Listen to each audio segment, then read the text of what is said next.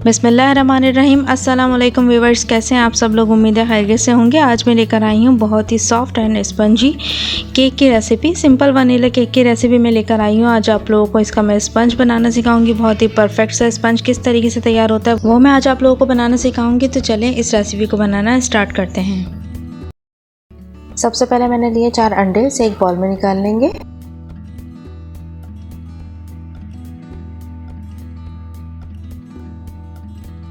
और अब मैं इसमें शामिल कर रही हूँ 100 ग्राम चीनी यानी शुगर। ये मैं रेगुलर शुगर यूज़ कर रही हूँ जो घर में यूज़ होती है। और अब इसे बीट करना स्टार्ट करेंगे। हमें इसे इतना बीट करना है कि इसका टेक्सचर फॉर्म जैसा हो जाए।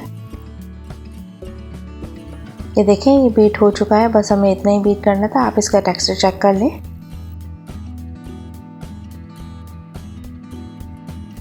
और अब मैं इसमें शामिल कर रही हूँ चंद कतरे वनीला एसेंस के। और अब इसे मिक्स कर लेंगे।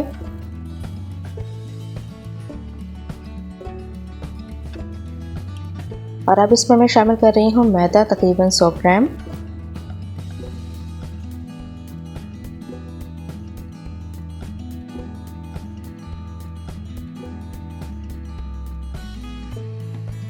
ये थोड़ा थोड़ा करके शामिल करते जाएंगे और इसे मिक्स करते जाएंगे।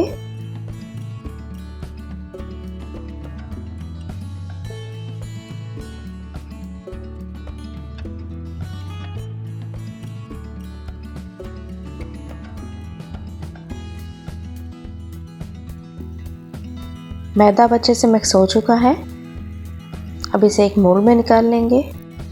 मोल्ड को मैंने ऑयल से ग्रीस कर लिया था और इसके ऊपर मैंने बटर पेपर लगाया और दोबारा इसे ग्रीस कर लिया था। और अब इसके अंदर मैं ये सारा बैटर डाल दूंगी।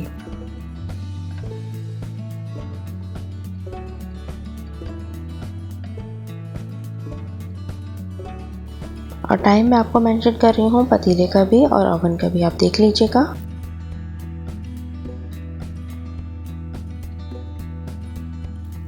ये देखिए कितना ज़बरदस्त सा बेक हुआ है केक हमारा। और अब इसे हम ठंडा होने के लिए रख देंगे। केक ठंडा हो चुका है। अब इसकी साइडों को हम नाइफ से हटा लेंगे।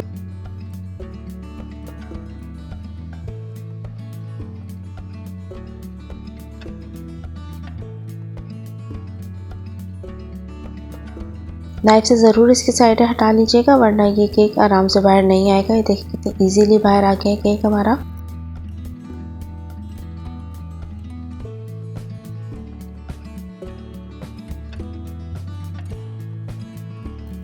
ये देखिए कितना ज़बरदस्त केक बनके तैयार हुआ है।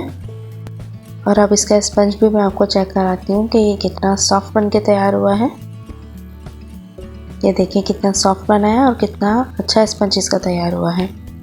तो आप इसे घर में ट्राई कीजिएगा, मुझे कमेंट में बताना मत भूलिएगा।